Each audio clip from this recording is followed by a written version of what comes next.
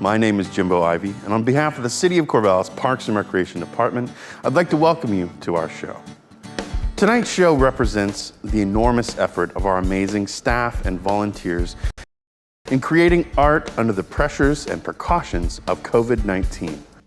I would like to take a moment to recognize this team of superstars for making sacrifices, enduring constantly changing rules and precautions, and having the spirit and heart to make this show in the face of a pandemic, a racial justice revolution, deadly fires, a critical election, and all of the other challenges we have faced during this past year. Together, they have overcome all of those things to bring us this delightful show because, as we say, the show must go on. But we need your help to do it. In order for the Majestic to keep arts and culture alive in our community, we need you. We need you shows, which you have already done, or else you wouldn't be with us today. We need you to keep buying them. We have a variety of shows planned for each month, but without your support, we won't be able to make them.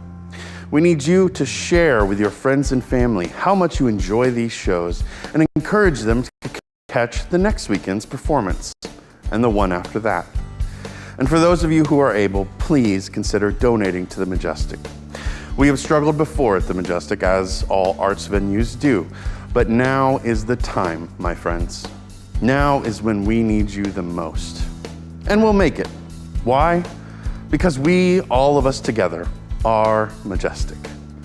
Thank you for your support of the Majestic Theater, and we hope you enjoy the show.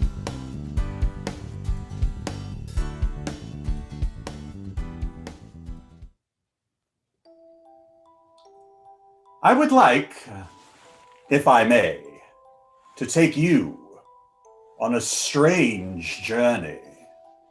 It seemed a fairly ordinary night when a young gentleman of Geneva by the name of Clerval came to inquire after the details of his upcoming marriage to his fiancée. He left his home that late November evening to visit Dr. Victor Frankenstein, her brother and his friend. It's true there were dark storm clouds, heavy, black, and pendulous, towards which he was walking, but being a gallant youth, he was not going to let a storm spoil his visit, was he? It was a night they were going to remember a very long time. We go now to a Gothic chamber in the house of Dr. Frankenstein himself, where the good doctor's erstwhile servant Fritz dozes, dreaming of horrors she can barely comprehend. Oh dear. Oh, bless my heart! How I shake at each clatter! Oh, Fritz, what is it come to? At a squeak of a mouse or a sneeze of a cat, you are frightened out of your wits! Why did you ever come here to fret in your cold sweat, your every sound? Why couldn't you be happy in your native village with the innocent cow for your companion? Bless its sweet breath, instead of coming here to the city of Geneva to be hired as a servant. Oh, what's that? Nothing. Oh, every knock is a shake. Oh, the doctor only heard me because he thought I looked stupid. Stupid? But am I stupid, though? To be sure, Dr. Frankenstein is a kind man, and I should respect him, but I thinks as he holds conversation with someone below with long tail, horns, and hooves, who shall be nameless. Oh, what's that? Oh, a gnat on my nose. Oh, anything frightens me now. I'm so nervous. I spill all my bread and milk when I feed myself at breakfast. Lord, in the country, if a dog brayed or a donkey barked ever so loud, it had no effect on me. Oh, mercy. I jumped like a maggot out of cheese. How my heart beats. Fritz. Oh, it's a human being after all. Open the door, Fritz. Yes, it's only Mr. Clerval, the doctor's friend who is going to marry Miss Elizabeth, the doctor's sister. Come in, sir. Oh, sir. Good morrow, Fritz. Is Dr. Frankenstein to be seen? I fear not, sir. He has, as usual, been fumigating all night at his chemistry. I have dared not to disturb him. Dr. Frankenstein pursues his studies with too much ardor. And what can be the use of it, Mr. Clerval? Work, work, work, always at it. Now, putting a case to you. Now, when I was in the country with my late cow, she's no more, poor thing. If I had sat to and milked her for a fortnight together, day and night, without stopping, do you think I should be any the better for it? I ask you as a gentleman and scholar. Certainly not. No, my poor cow neither, poor creature. Excuse my crying. She's defunct, and I've always whimper a little when I think on her. And my spouse lives away from me, but I don't care so much for that. Oh, Mr. Clerval, between ourselves, don't you hear a noise? Between ourselves, I want to unbosom my confidence. Well, Between ourselves, there's nobody at the door, is there? No, well, between ourselves, Mr. Clerval, I have been so very nervous since I came to this place. pshaw. No, don't be sure till you have heard me out. The poor doctor, I know you are his friend, but he has dealings with the gentleman in black. Yes, I know. The notary who comes to consult him on my marriage contract. Notary, no! Somebody deeper than that. Oh, Mr. Clerval, I tell you. One night, Dr. Frankenstein did indulge himself by going to bed. He was worn with fatigue and study. I had occasion to go into his chamber. He was asleep, but frightfully troubled. He groaned and ground his teeth, setting mine on edge. It is accomplished, said he. Accomplished. I knew that had nothing to do with me, but I listened. He starts up in his sleep, though his eyes were opened and dead as oysters. He cried, "It is animated. It looks." Now, my shrewd guess, sir, is that like Dr. Faustus, this doctor is raising the devil. Fritz, you are simple. Drive such impressions from your mind. You must not misconstrue your employer's words in a dream. Do you never dream? I dream about my cow sometimes. The doctor is a studious chemist, nay, as I sometimes suspect, an alchemist. I think he is. What is an alchemist, Mr. Clerval? Does he not sometimes speak of the art of making gold? Oh, Lord, so do you take Mr. Frankenstein for a coiner?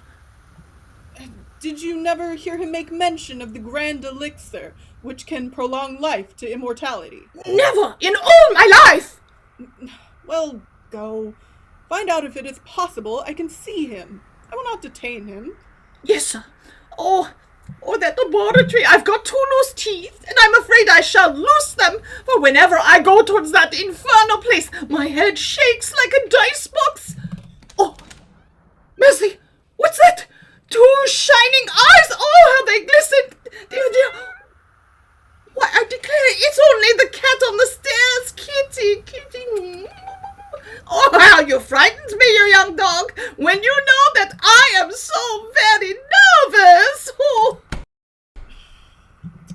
Frankenstein, friend of my youth, how extraordinary and secret are thy pursuits! How art thou altered by study! Strange, what a hold has philosophy taken of thy mind! But thou wert always enthusiastic and of boundless ambition. But Elizabeth, oh, the fair Elizabeth, his sister, what a difference in disposition! Everyone adores her. Happy Clerval, to be now the possessor of Elizabeth, who, unconscious of her beauty, stole thy heart away. Oh, ere witching love my heart possessed, and bade my sighs in him pursue, calm as an infant's smiling breast, no anxious hope, nor fear it knew, but doomed, doomed at last to mourn what tumults in that heart arose. an ocean trembling, wild and torn by tempest from its deep repose. What further? Yet let me not the virgin blame. Frankenstein approaches. Oh, my dear friend. Clerval! Frankenstein, how ill you appear. So thin and pale, you look as if your night watchings had been long and interrupted. Oh, you have guessed rightly. I have lately been so deeply engaged in one occupation that I have not allowed myself sufficient rest. But how left you my sister, Elizabeth? Well, and very happy, only a little uneasy that she sees you so seldom. I heart and soul in the pursuit of discovery. A grand, unheard of wonder. None but those who have experience can conceive the enticement of science. He who looks in the book of nature finds an inexhaustible source of novelty, of wonder, and delight. What hidden treasures are contained in her mighty volume? What strange, undreamt of mysteries? But some little respite. Your health should be considered. After so much time spent in painful labor, to arrive at once at the summit of my desires, indeed a glorious consummation of my toil. How wild and mysterious his abstractions. He heeds me not. This discovery will be so vast, so overwhelming, that all the steps by which I have been progressively led will be obliterated, and I shall behold only the astonishing result. Frankenstein? Yeah. I see by your eagerness that you expect to be informed of the secret with which I am acquainted. That cannot be. I do not wish to pry into your secrets, Frankenstein. I am no natural philosopher. My imagination is too vivid for the details of science. If I contemplate, let it be the charms of your fair sister Elizabeth. My message hither now. I wish to fix the day for our nuptials, certain on so important and happy an event that we shall enjoy the society of our Frankenstein. Oh, pardon me, Clerval. Oh, my first thought should recur to those dear friends whom I most love, and who are so deserving of my love. Name the day. On the morn after tomorrow, may I lead the charming Elizabeth to the altar. In as you will, in as you will. My wonderful task will be ere that completed. It will be animated, it will live, will think. Oh. Again in reverie. This becomes alarming. Surely his head is affected. I am bound in duty to counteract this madness and discover the secret of his deep reflections. Yeah. Farewell, Frankenstein. He heeds me not. 'Tis in vain to claim his notice, but I will seek the cause and, if possible, effect his cure. No time must be lost. Fritz must assist me, and this way she went. Every moment lost fevers me. What time have I devoted? Had I not been heated by an almost supernatural enthusiasm, study would have been irksome, disgusting, and almost intolerable. To examine the causes of life, I have had recourse to death. I have seen how the fine form of man has been wasted and degraded, have beheld the corruption of death succeed to the blooming of life. I have seen how the worm inherits the wonders of the eye and brain. I paused, analyzing all the minutiae of causation as exemplified in the change of life from death, until from the midst of this darkness, the sudden light broke in upon me. A light so bristling, some miracle must have produced the flash. the vital principle, the cause of life. Like Prometheus of old, have I daringly attempted the formation, the animation of a being. Oh, to my task, away with reflection. To my task, to my task! Now he's going to blow up his fire again. And thus you say, for whole days and nights together, without repose and almost without food, he has immured himself in his study. Yes, there he is amongst mortars and vials and crucibles and retorts and charcoal and fire and the devil. For I'm sure he's at the bottom of it, and it makes me so nervous. Fritz, you love the doctor, and are, I know, a discreet servant, but his friends and relations are all unhappy on his account. His health is rapidly sinking under the fatigue of his present labors. Will you not assist me to call him back to life and to his family? I'd call out all day long if that would do any good. I know his mind has been devoted to abstruse and occult sciences, and his brain has been bewildered with the wild fancies of Cornelius Agrippa, Paracelsus, and Albertus Magnus. Oh, Mr. Clerval! How can you mention such crazy tooth-breaking names? There sounds something wicked in them. Wicked, pshaw, woman.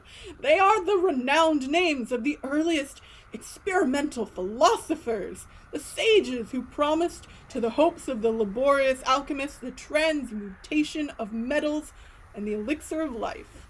Oh. Ah, indeed. Lackadaisy me. Do you understand me? Not particularly.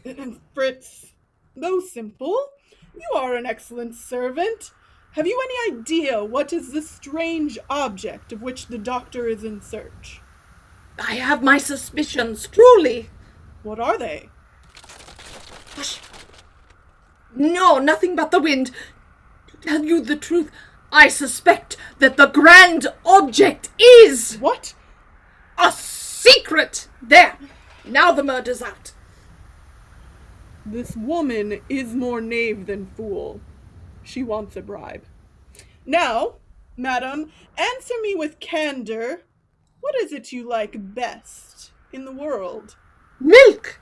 Simpleton!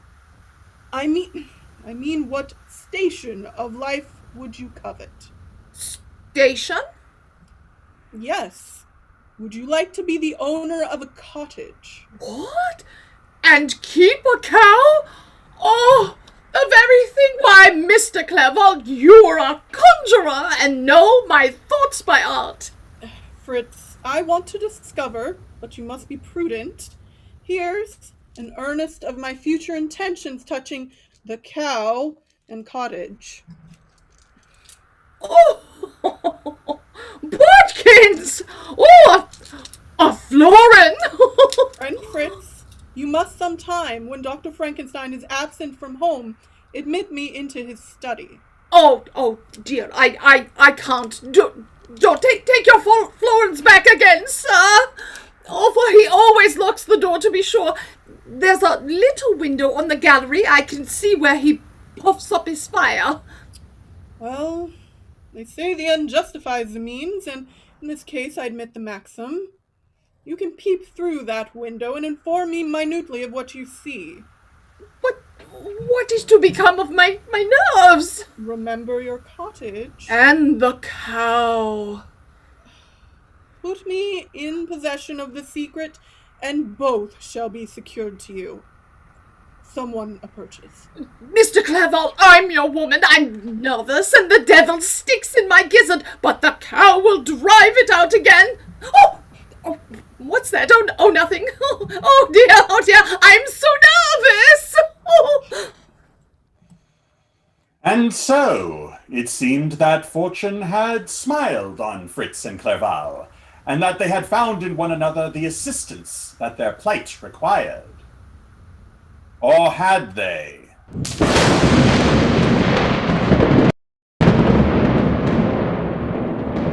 As the storm clouds gather, we turn now to the suburbs of this great city, to the pleasant villa inhabited by the fair Elizabeth Frankenstein and her youngest brother.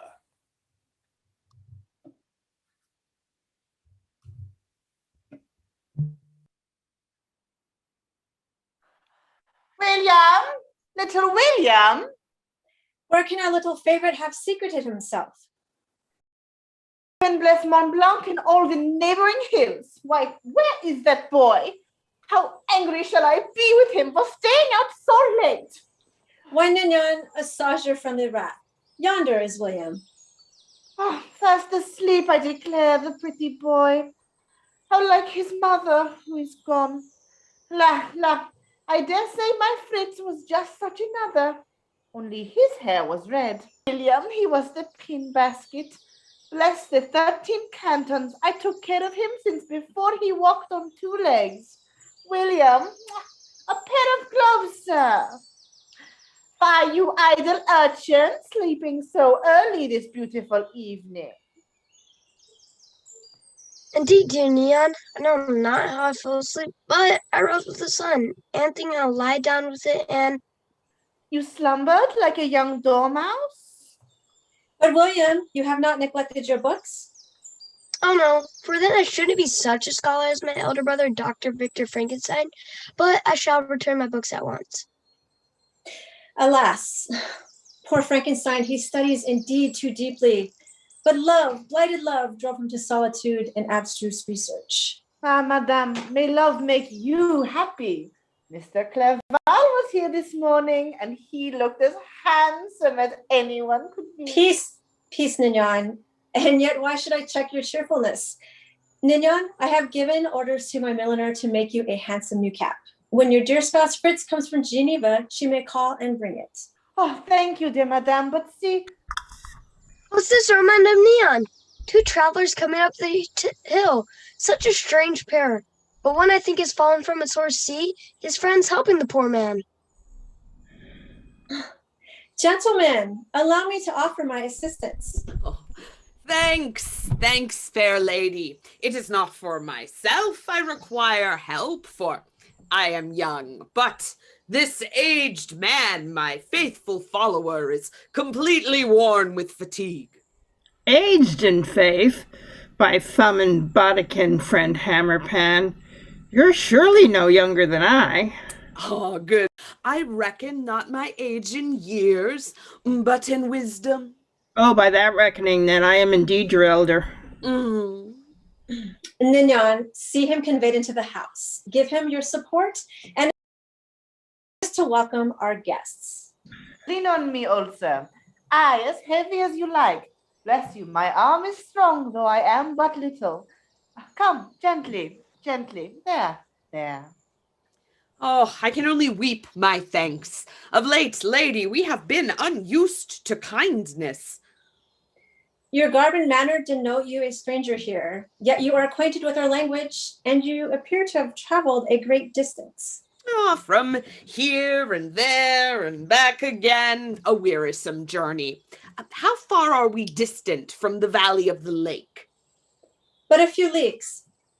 Oh, then tonight we could probably reach it. I would not advise the attempt till the morning. The sun is down now. You are distant from any inn. Your horses are fatigued. Permit me to offer in my house refreshment and repose. Oh, no, none such as well-traveled as I requires such noble repose. Yet my poor follower needs rest, generous stranger, and for his sake, and not mine, I gratefully accept your hospitality for at least an hour or two, and perhaps at least a drink or two. And be assured, such comfort as Eliza Frankenstein can offer shall be freely yours. Oh, you mentioned the name of Frankenstein. I bear that appellation. How fortunate, happy chance that brought us to your hospitable door. Know you the family of De Lacy? I knew it well, but years have elapsed since I've heard of them. Ah, I know them well, and I have heard old De Lacy mention the name of Frankenstein. My associate and myself are wanderers, lady. We do a little of this and a little of that, and when we pass through the valley, we do a little of this and a little of that for the De Lacys, for a bit of coin and food. We heard tell that they fled France in exile, and this is why they now haunt the valley of the lake. So near, and I not acquainted with their residents. Does the gentle Agatha de Lacy yet live? I saw her a year past in May, but now? I know not. Yet, tomorrow's morn, I trust I will have an answer for you, lady. What rapturous news from my dear brother Frankenstein. Night approaches. Let us in and converse further on this subject, which is of deep interest to me. Hark! The sweet nightingale is pouring forth its evening melody. Let us leave this minor plot thread behind for the moment and return to our primary subject of our discourse this evening, Dr. Victor Frankenstein. Like all geniuses of even minimal madness, the good doctor spends a great deal of his time pacing and pontificating, and we join him now in his dim apartments, thrown into dramatic relief by the encroaching darkness and the rising storm. Above his head, on the wall, hangs a sword of ancient familial provenance, which I point out to you now with a subtle nudge and wink of understanding that it will have some significance in the coming action.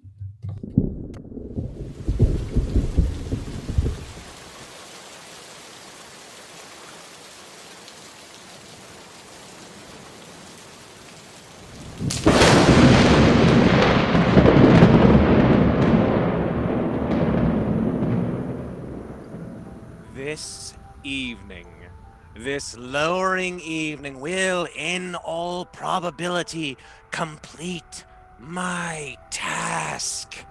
Years I have labored, and at length discovered that to which so many men of genius have in vain directed their inquiries. After days and nights of incredible labor and fatigue, I have become master of the secret of bestowing animation upon lifeless matter. With so astonishing a power in my hands, long did I hesitate how to employ it. The object of my experiments lies there.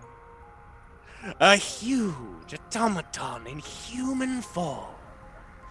Should I succeed in animating it, life and death would appear to me as ideal bounds, which I shall break through and pour a torrent of light into our dark world. I have lost all soul, all sensation, but for this one pursuit.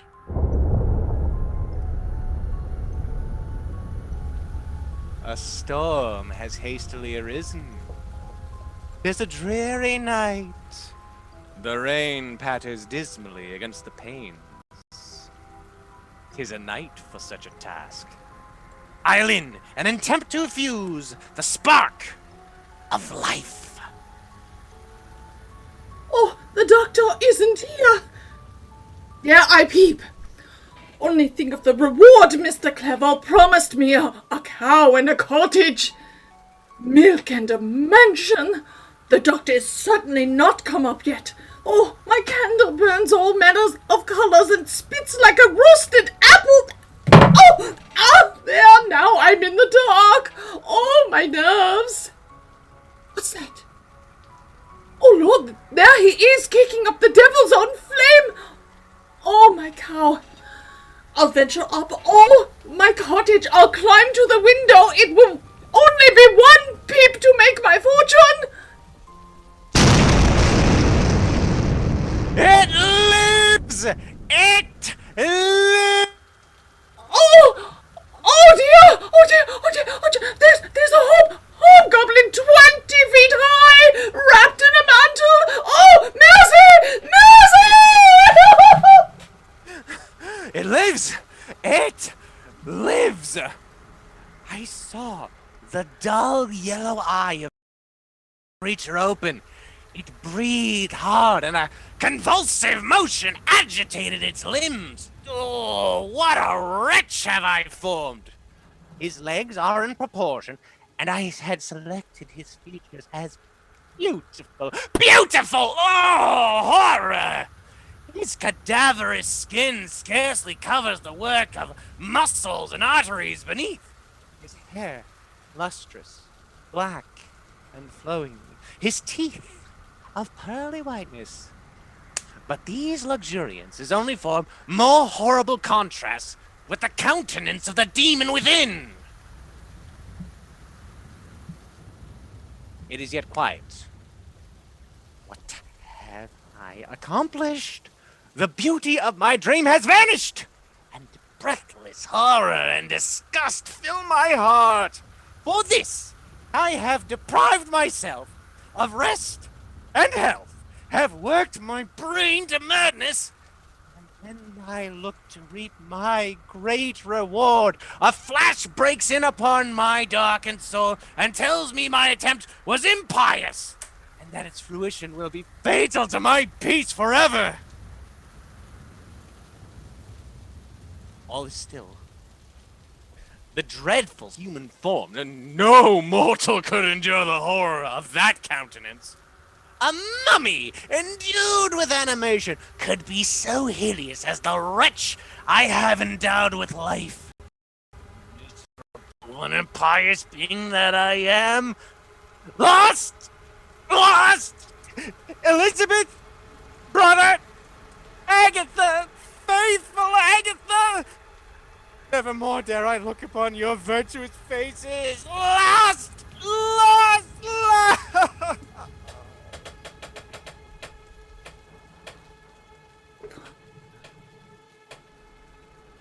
Oh, my nerves! I feel as if I have just come out of and nobody to throw water on my face. The doctor sleeps, so if my legs won't lap under me, I'll just make my escape. Ah! Ah!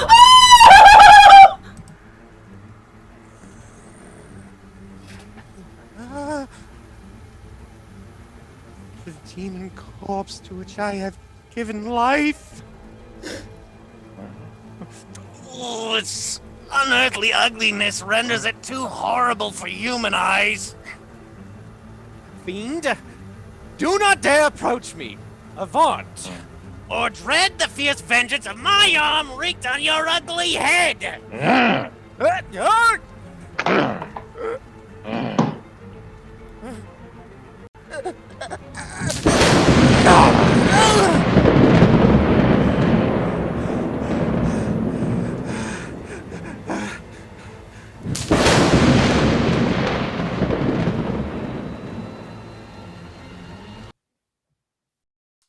There are those who say that life is an illusion, and that reality is but a figment of the imagination.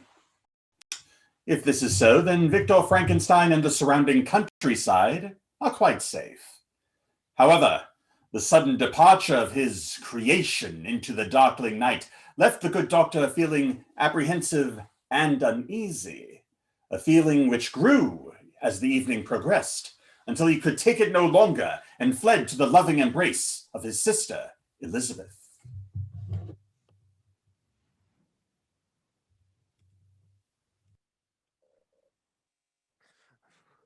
At length in my sister's house, and safe.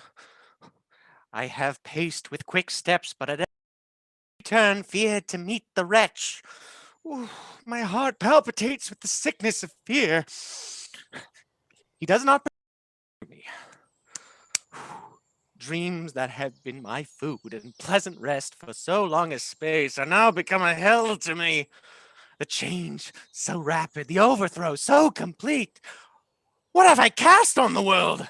A creature, powerful in form, of supernatural and gigantic strength, but with the mind of an infant. Oh, that I could recall my impious labor, or suddenly extinguish the spark which I have so presumptuously bestowed. Yet that were murder. For he is mine. My own formation. Ah! Who approaches? My dear Victor, my dear brother. Elizabeth? My sister! Oh, how sweet is your embrace! You are come to stay, I hope, until the wedding is over? Clerval will be here presently. Alas, Victor, your cheek is pallid. Your eye has lost its wonted luster. Oh, Victor, what are the secrets that prey upon your mind and form? The pernicious air of your laboratory will be fatal to you. Fatal indeed. I pray you for my sake, cease. I understand upon one subject you have labored incessantly. One subject. Am I discovered? You change color, my dear brother.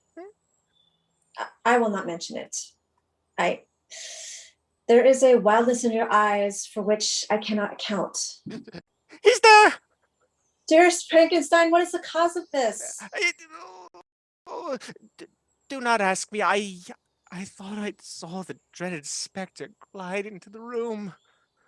Calm your mind, Victor. Pardon me, Elizabeth. I know not what you will think of me. I have intelligence of one dear to you, and for whom, prior to your close attention to study, you had the tenderest regard. Say, Victor, will you not be glad to hear that I have a clue to lead you to your lost love, Agatha de Lacy? Agatha?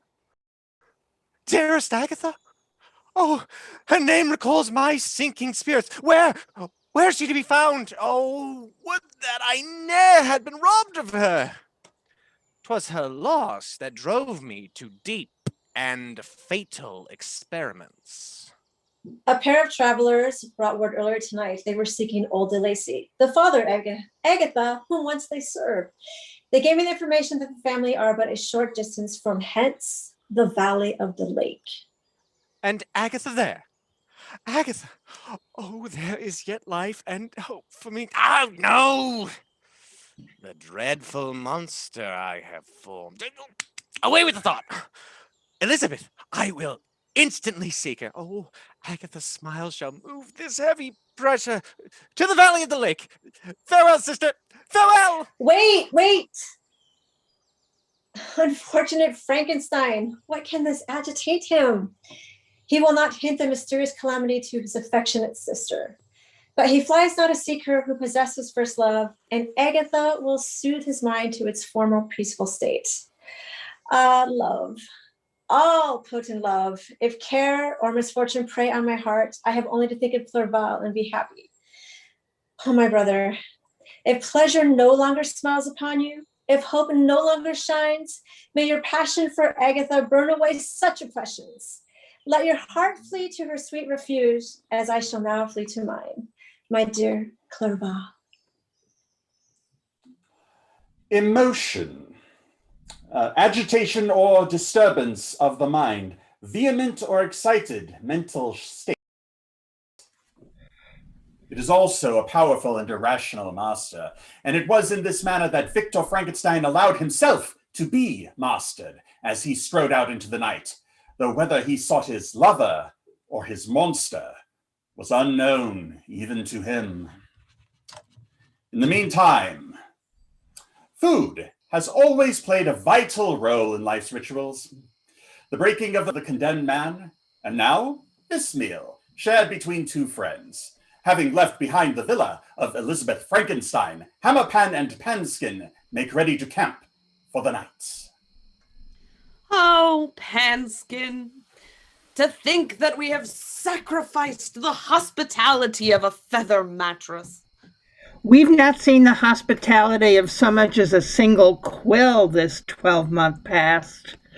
And having become accustomed to a mattress of solid earth, I should not like to ruin my present contentment. Besides, our latest journey has nearly found its end. But tonight, a dark field surrounded by obscure shadows. A half hour passed when I ventured over the rise to gather wood. Did I not hear you cry out? Our fire burns merrily, and its light provides me with the courage to tell you it was even so, friend Hammerpan, for I saw before me a giant creature with something of a human shape, but ugly and terrible to behold. as you would paint the devil. And did this monster any mischief? Or was it a Pacific monster? I've known of him for half an hour, and in that time I've never heard of anyone being harmed by him. Then why are you so frightened, Master Panskin? For my part, should he come across my path, let who will fly. I'll stand my ground like an anvil. And get well beat like one for your pains. Now, my merry wanderer, our meal is smoking. In faith, I am in rare relishing humour for it. So, prithee, ladle us our porridge. It scents rarely. Mm-hmm.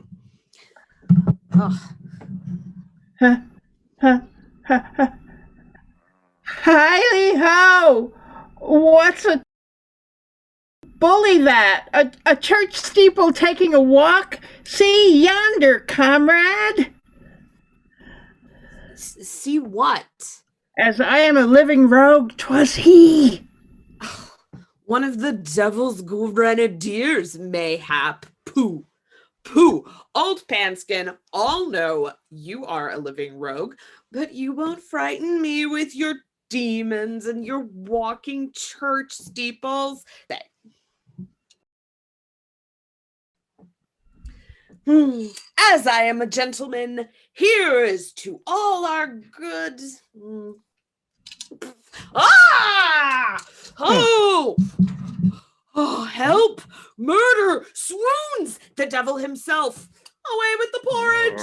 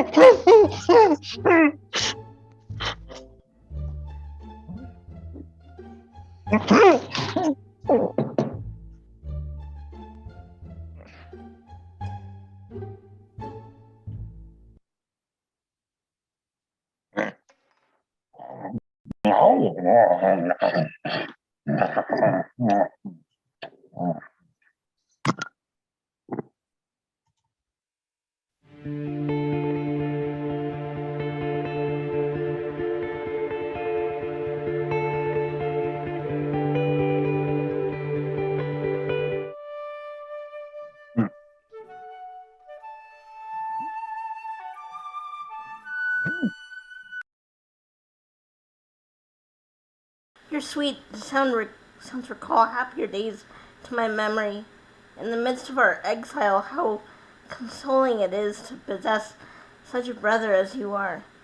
Dear thoughtful Felix, the first little white flower that peeped out from beneath the snowy ground you brought to me because you thought it would give pleasure to your poor Agatha.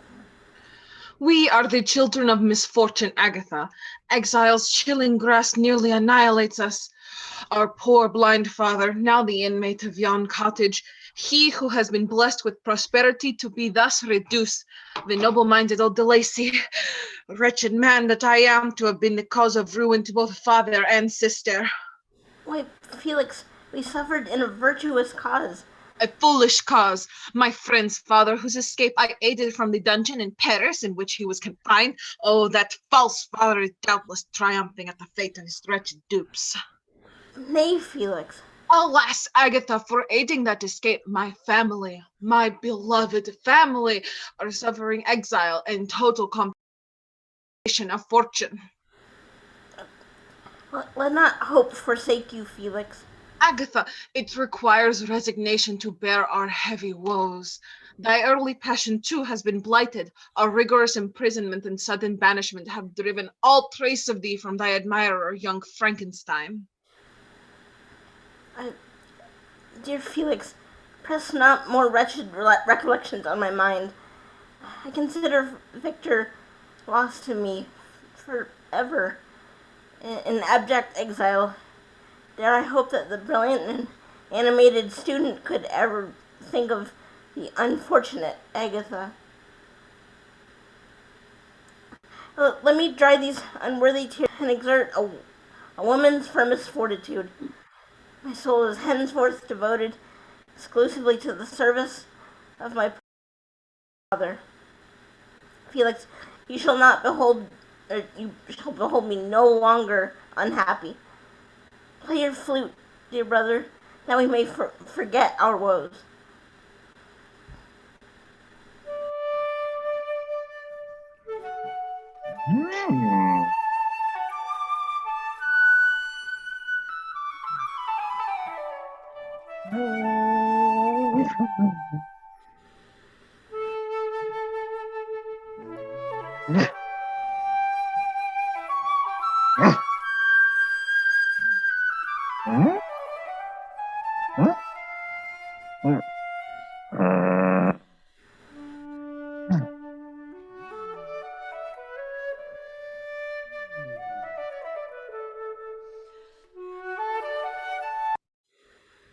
Sister, I fear we have left our father alone in our cottage far too long.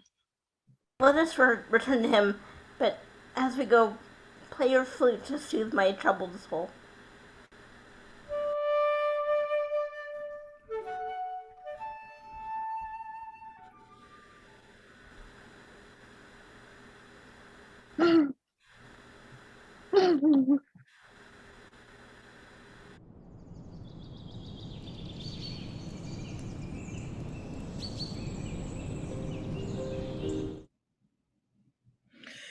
Another day is added to the life of banished delays. But how will it be passed? Like the preceding days, in wretched exile, hopeless grief, and miserable solitude. Agatha, Felix, alas, I am alone. Hark! No, I thought I heard footsteps. My children come. They must not suppose me cheerless. My lute is here. Their deceit on them. This lute shall, which has so often been dumped with tears from my sightless eyes. The sound of it is the only indication I can give that I am contented with my lot.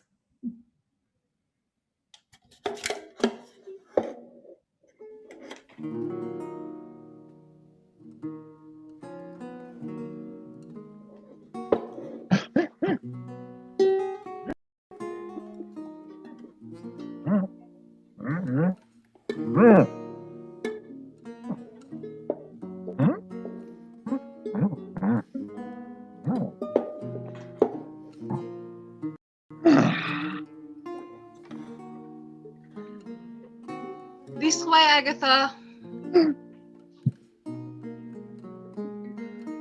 Observe his countenance, beaming with benevolence and love. Behold those silver hairs, and Agatha, I have reduced him to this pitiable state. Please, Felix, this self-reproach. We have returned, dear father. Have you wanted us? Oh, no, no, Agatha.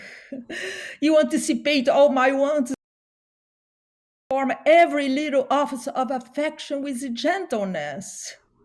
Is it not my duty, and am I not rewarded by your kind smiles? Amiable girl, let the poor father kiss thee. Felix, my son, where are you?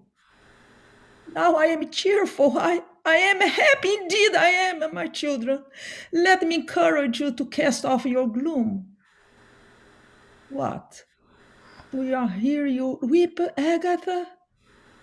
Nay, dear sir. No. I hear it in your voice, my child. At first my father's countenance was illuminated with pleasure, but thoughtfulness and sadness have again succeeded. Now, must I to labor again? Our stock of fuel is nearly exhausted. My time has been so lately occupied, I have omitted my task in the forest. I must chop more firewood. And I too have been these flowers of which you are so fond, my dear father, have withered. They must be replaced. I'll go to the garden.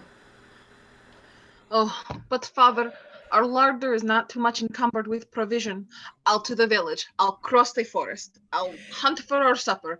I'll chop our firewood when I return. Good Felix, my noble son.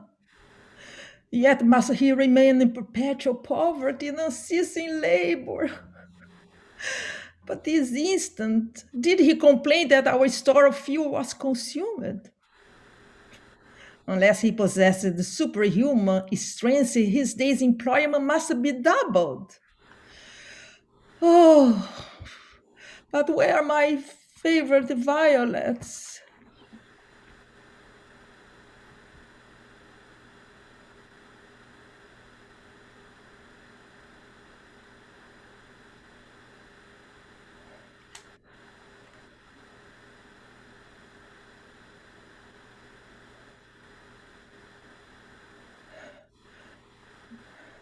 My flower basket not yet replenished. My dear children amply repay my former anxious care.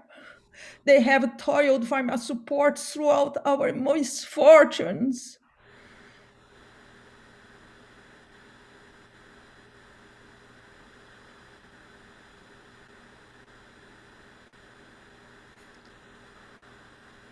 Thanks, dear Agatha, ever watchful of your poor father's comfort.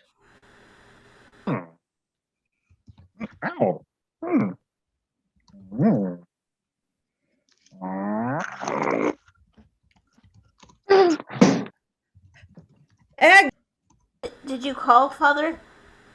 Someone has punished my negligence by replenishing your basket of violets.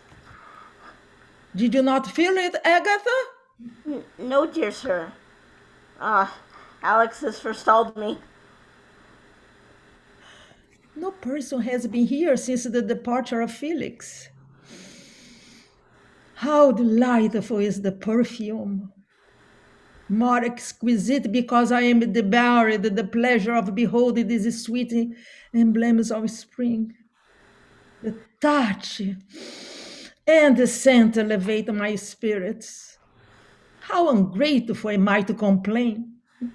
In the contemplation of Dior, nature of the past will be blotted away from my memory. The present is tranquil, and the future gilded by bright rays of hope and anticipated joy.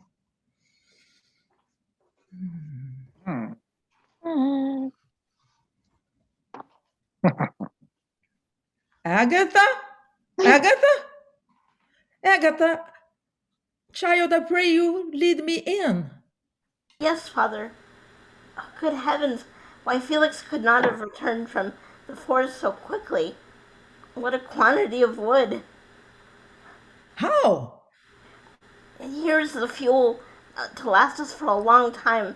Surely some kind spirit watches over us. Or how could we have been so bountifully supplied? Come, Father, to the cottage. Come. Frankenstein. Vain in the endeavor to drive you from my recollection. Each bird that sings, each note of music that I hear reminds me of the sweet moments of my former love. I think I hear his voice at every turn, in the murmuring stream, the wind grass on the highest hill, and the rustling leaves of the grove. I imagine that soon he will appear beside me and breathe soft vows of love. I know it is never to be, yet I cannot help but dream and sigh.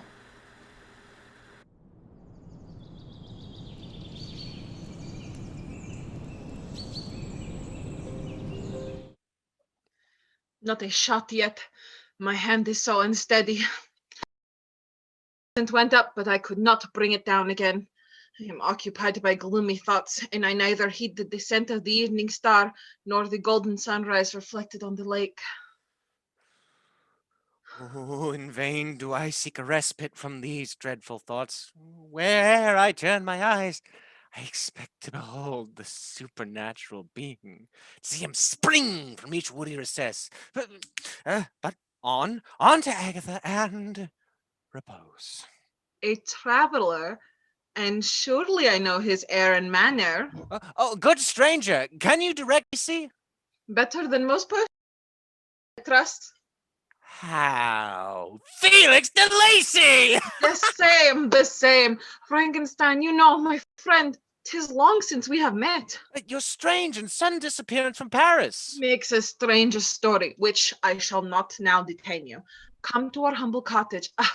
Frankenstein, we have been as poor as mice, and our dwelling is not much larger than a trap. Egad, I'm overjoyed to see you. And Agatha? Is queen of the castle, and between ourselves, Frankenstein, she still has a warm corner of her heart for you. Come, we have only to cross the wood. I am in high spirits, my friend. This is indeed a lucky day. I ramble out to kill a pheasant and pop upon a philosopher who is likely to become a brother-in-law. Any good Christians in the neighborhood? Or any bad ones in a pinch. What have we here? Real Christians, human beings. Oh, good gentlemen, have you seen it? It? What? That's it.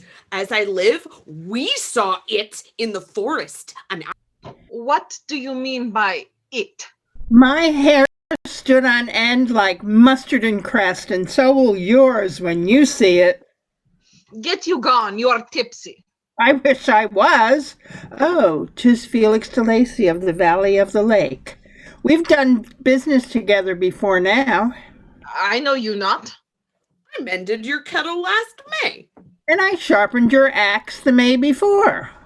You did us a good turn. One good turn deserves another. I'll put you on your guard. The very devil is abroad. Ow. You romancing tinkerer. And pray, how was his worship dressed? Dressed? Why, it was stark undressed, all but a cloak. You may laugh, but the other gentlemen don't laugh. You may perceive he believes it. I saw it. I saw it with this one eye. One eye? Yes, I'm blind of the other. A little boy threw a pebble at it, so I've been stone blind ever since, gentlemen. He was 10'6", with a head of black, lanky locks down to his very elbows. What, the boy who threw the pebble? 'Tis the demon! I lifted my hammer to strike it, but I was so tremulous that I knocked my own head instead. What? What then did this strange object do?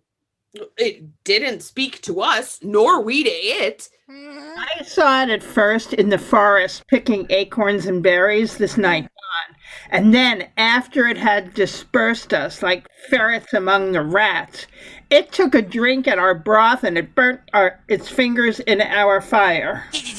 And what became of this creature? Oh, I wasn't curious enough to inquire. My friend here was in fits at the sight of the devil, so I was a blind eye upon him. Your one eye has been pretty well employed. Come, tinkerer. We'll cross the wood and see if this man mountain is to be met. The good genius of wandering tinkers forbid. And then, my friend, we'll on to the cottage. So. In a moment's time I will follow ye. So, the peasants have already been terrified by the ungainly form. Oh, ambitious experimentalist. The consciousness of the crime I have committed eternally haunts me. I have indeed drawn a horrible curse on my head. He may be malignant and delight for its own sake in murder and wretchedness. A whole country may execrate me as their pest. Ooh.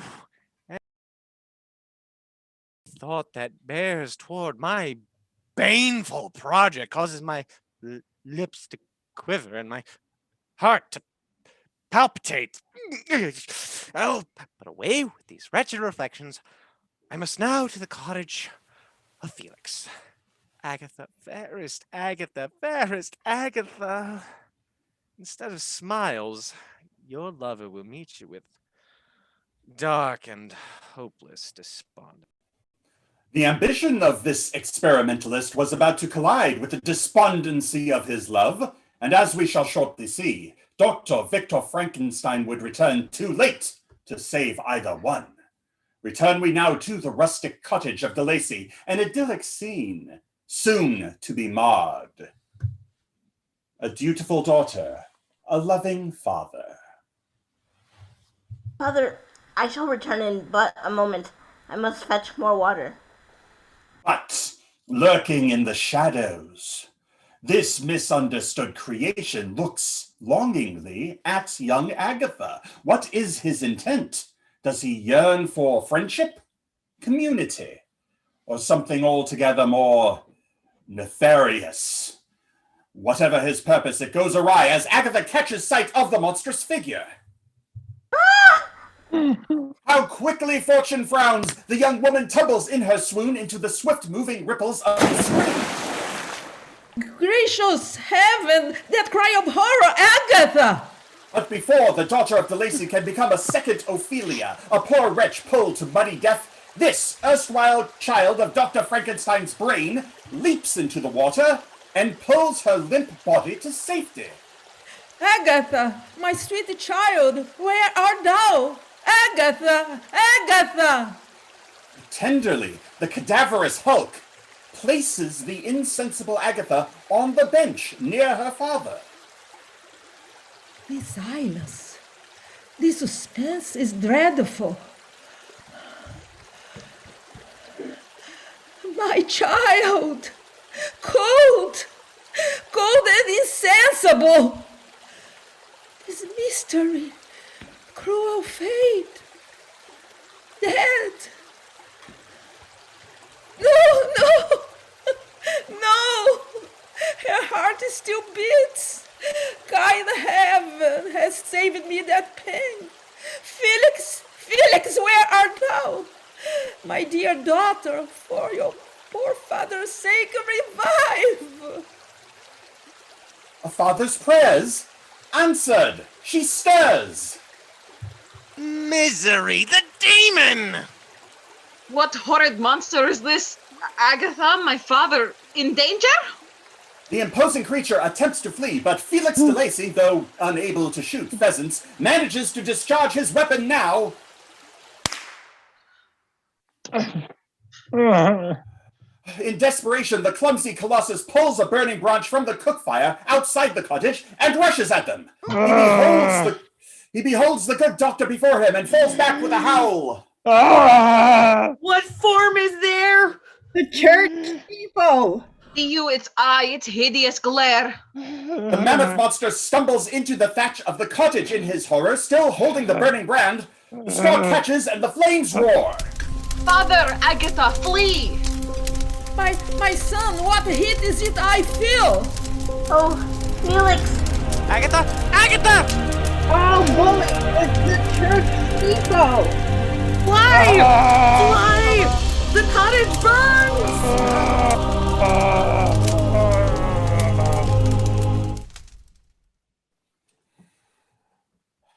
And so, by some extraordinary coincidence, fate, it seemed, had decided that the very day following the night that the cottage of DeLacy burned in the imposing giant's rampage before Victor Frankenstein's very eyes was to be the day that his sister was to marry.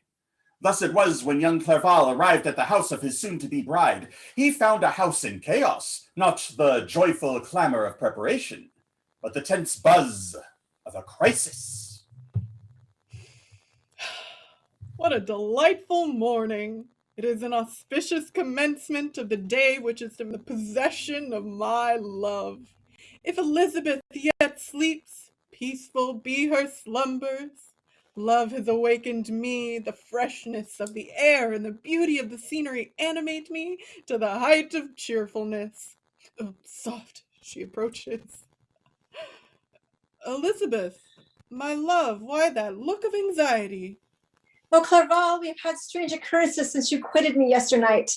This morning, Our house is full of guests. My brother has brought here the family of De Lacy, of whom you have heard me so often speak. The family of De Lacy, the relatives of Agatha.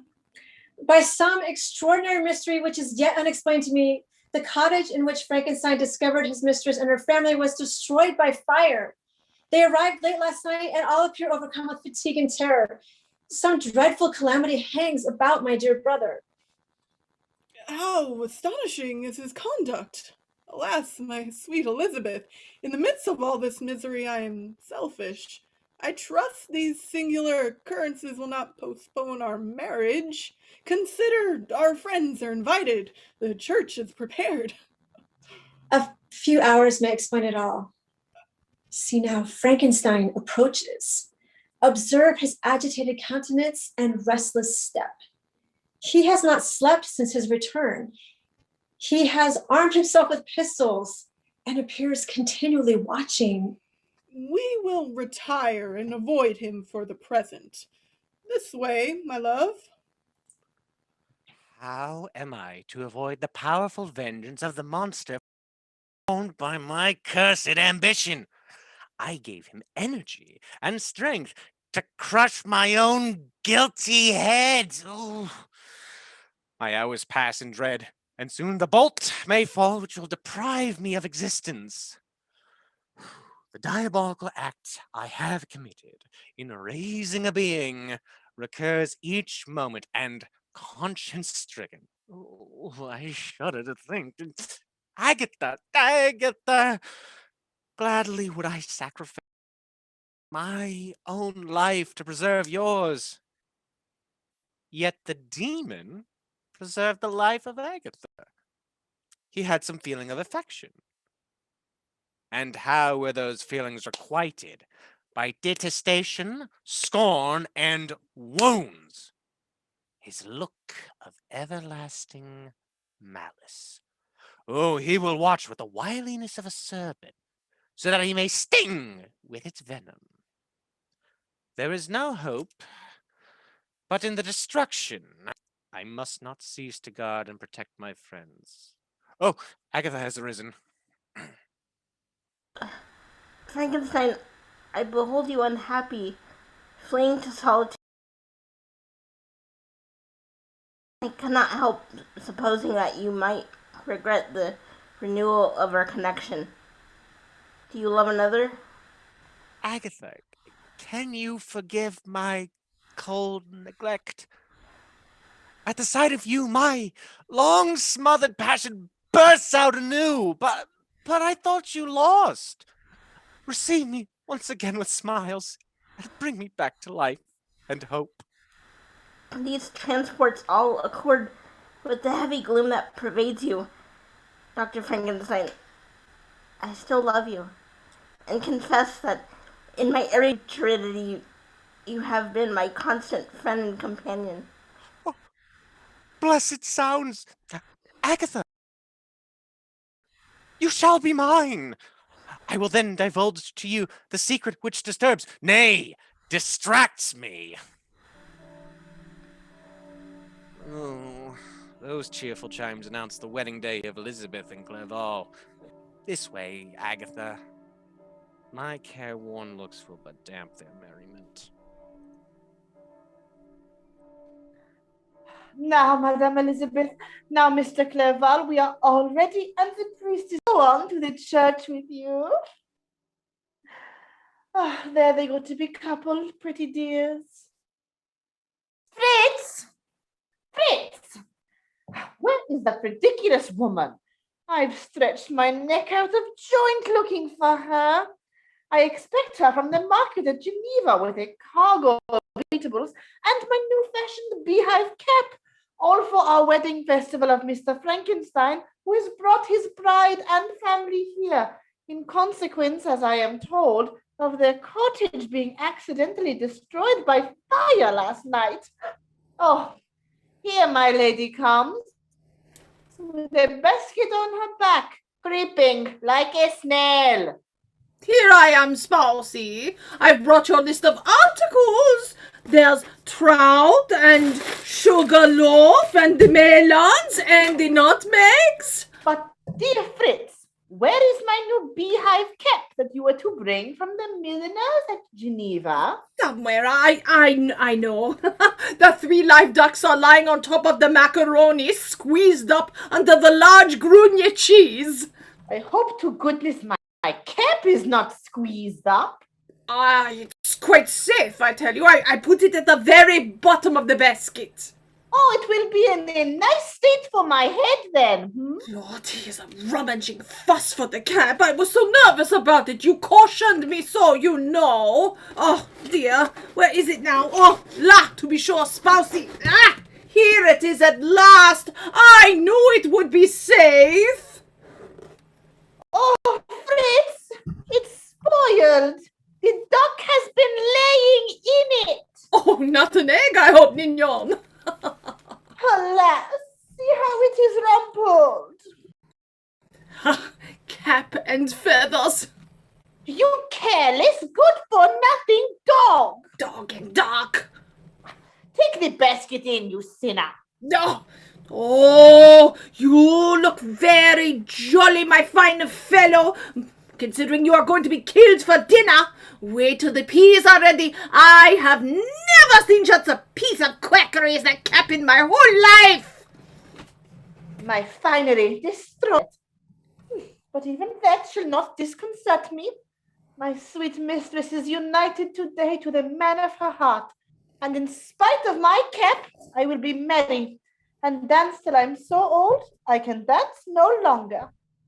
What's the use of that fine cap to my spousey? They are so short. Unless they stood on a chair in the crowd, no one would see them or their new-fashioned beehive cap. Oh, bless my soul. Now that's just the way to make me nervous again. What do you want, Master William? I can't get a single soul to speak to me in this house. Some are busy and some are going off to get married. Will you play with me, Fritz? Oh, I like a game of playing. It's so relaxing. When work was over, I used to play with my cow. Run and fetch the ball. Oh, Lord, my dear, that's very frustrating. What a way you've thrown it right among the cauliflowers. Oh. Ah, here it is, Master William. There's your ball, William Frankenstein. Again. Ah, you give me more trouble than your brother used to in the laboratory. I won't fetch it. You may go find it yourself. If you're not too idle to go, I'm not. I shan't look for it. Help! Help! Help! Help! Help! No, that won't do, young man. That won't do. I am not to be had. Help! Help! Help! No, let me go! Ah! William? Where are you? I'll fetch the ball, William. I'll fetch the ball all you like. William! Help! Help! Oh! Murder! Mignon! Spousey! The devil! Oh, my nerves!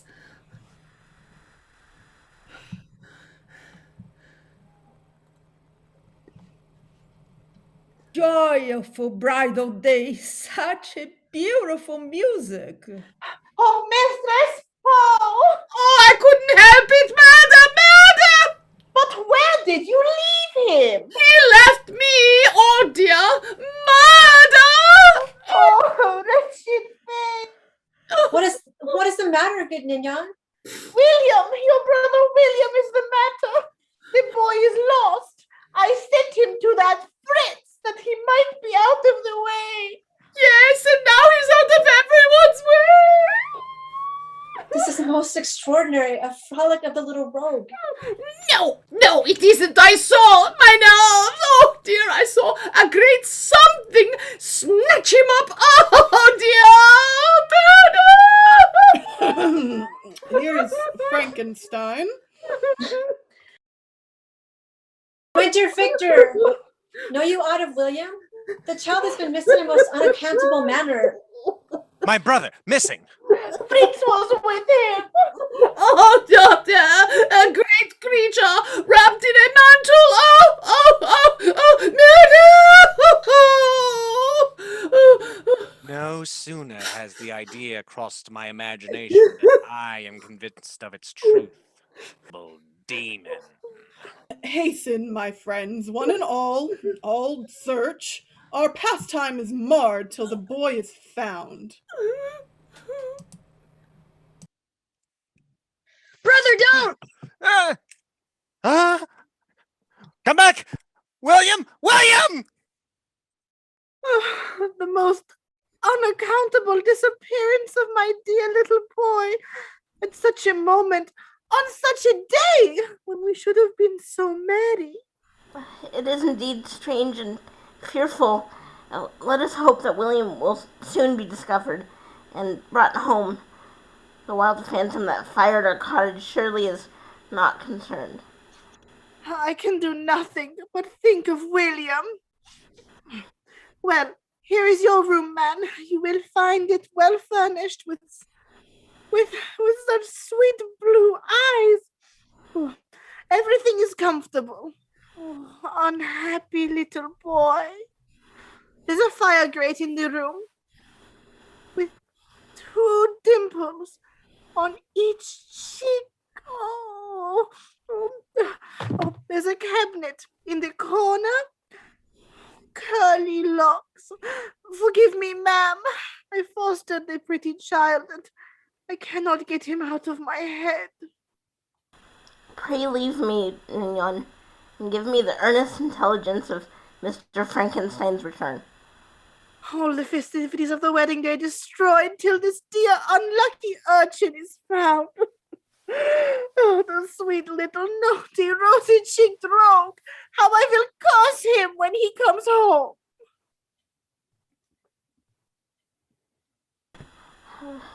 Frankenstein, what a singularly fatality is attached to you, with wealth and friends doomed to be miserable. This mystery, I feel a heavy foreboding of mischance. A presentiment of evil pervades my mind. I may regret the day that I have again met Frankenstein. I may rue the hour that I left our humble hut. Oh, how I wilt under these cares. Sleep comes upon me. They say sleep cures all ills. But slumber cannot solve the problem of Frankenstein's monster. Even a slumber as long as Agatha's slumber will be. The overreaching alchemist has given up his chase, assuming his brother dead, and called by a lover's intuition to guard his lady, like a knight in shining armor. One sudden and desolating change has taken place. The fangs of remorse tear my bosom and will not forego their hold. Pursue the demon. One might as well attempt to overtake the winds or confine a mountain torrent. My poor brother, I am thy murderer, the author of unalterable evils. I live in momentary fear lest the monster I have created should still commit some signal crime which by its enormity will almost efface recollection of the past. There is scope for fear, so long as anything I love remains. Agatha. She reclines sleeping on yon sofa. Yesternight's fatigue. Sleep on, sweet innocence. I dare not leave you.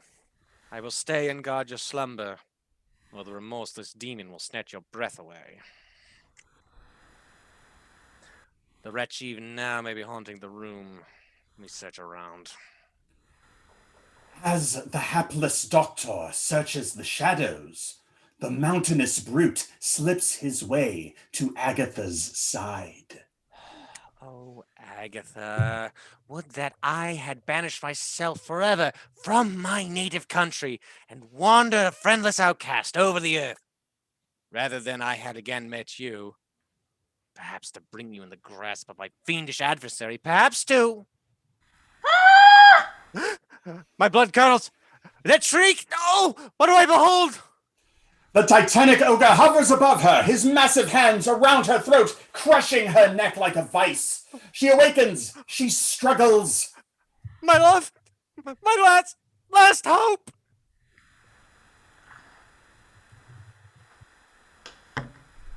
Agatha? Oh, Agatha.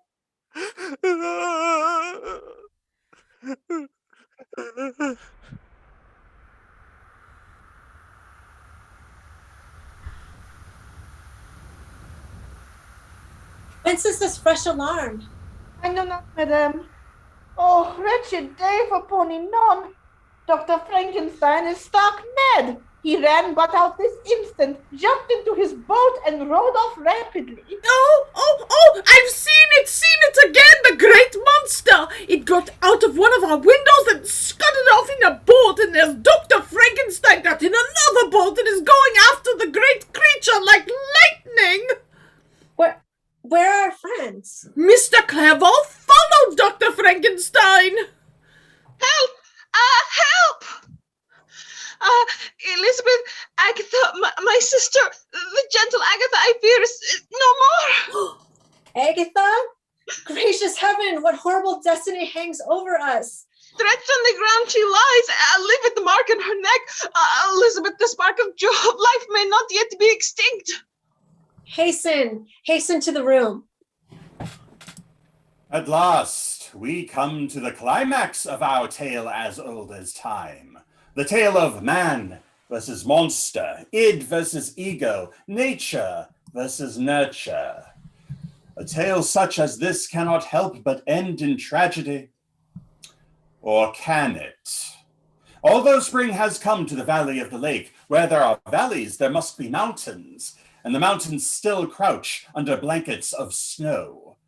The prodigious mass stumbles through this snow, clutching the locket of poor Agatha de Lacy. The sounds of pursuit follow behind. Oh, hey, there he is! Dr. Frankenstein, this way, sir, this way. Oh, I got him! Ow! Ah! Well, we lost the monster, but we gained his treasure. Why did you pull me back, Panskin? We might have triumphed. Against a church steeple? Nay, friend Hammerpan, you ought to rain down thanks upon me for saving yourself to hammer another day. In vain do I pursue the wretch, in vain have I fired upon him. He eludes the bullet. Say, fellas, have you seen aught pass here?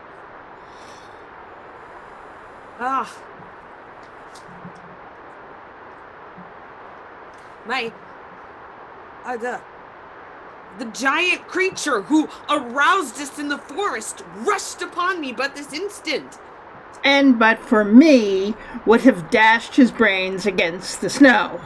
My friend here prevented me from bringing this horror to heel, but from his massive paw, I snatched away this jewel. It's Agatha's. The murdered Agatha. Malicious fiend.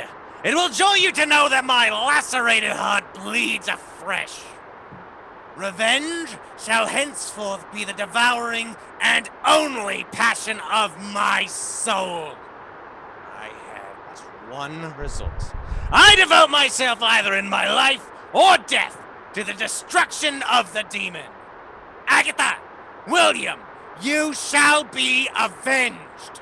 Oh, see yonder, the monster climbs the snow. Then this encounter shall terminate his detested life or mine.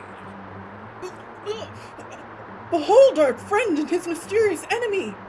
See if Frankenstein aims his musket at him. Let us follow and assist him. Hold, sir! If the gun is fired, it will bring down a mountain of snow on their heads.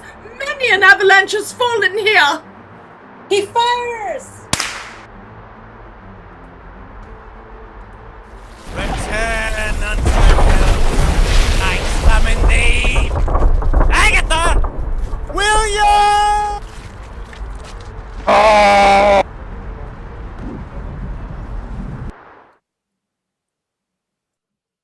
Thus, the diabolical plan that had been shaped by Frankenstein's crazed mind comes to a dismal end. The good doctor tasted of forbidden fruit, and in the end it destroyed him and all he held dear. An insect on the mountain's face, lost to time, space, and meaning, crushed by his own presumption. Darkness has conquered, and this is to be the fate of Frankenstein.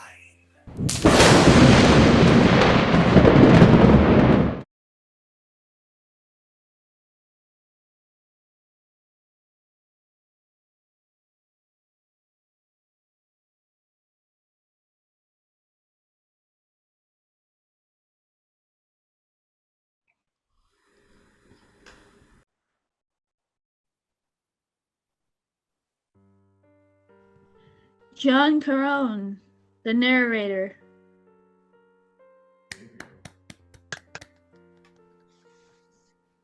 Linda wrote that she only saw 1 hour worth. The monster, Andrew Freeborg. It's not true.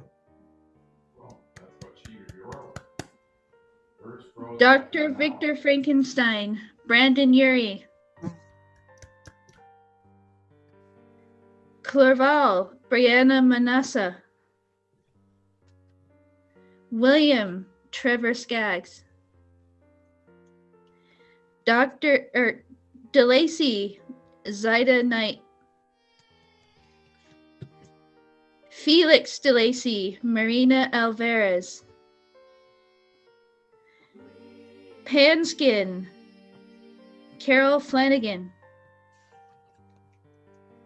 Hammerpan, Rachel Kohler. Elizabeth, Lynn Winkle. Agatha, Rose Taylor.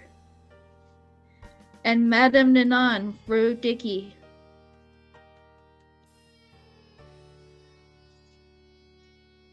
And don't forget our director, Kelly McCauley.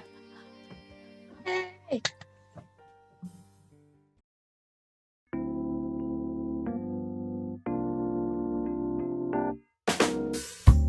We want to believe that serendipity brings us together, but is that just a myth? Mining the comedy of missed connections, This Random World by playwright Stephen Dietz asks the serious question of how often we travel parallel paths through the world without noticing, and explores the lives that may be happening just out of reach of our own. Pride must go on during the pandemic.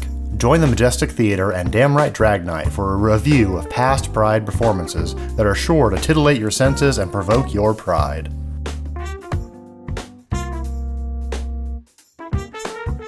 Social progress, like scientific progress, can be hard to see when one is trapped among earthly complications. Henrietta Leavitt and her female peers believe in both, and their dedication changed the way we understand both the heavens and earth. Don't miss the June Majestic Readers Theater production of Silent Sky by Lauren Gunderson. Information on all these great shows and more can be found at our website, majestic.org.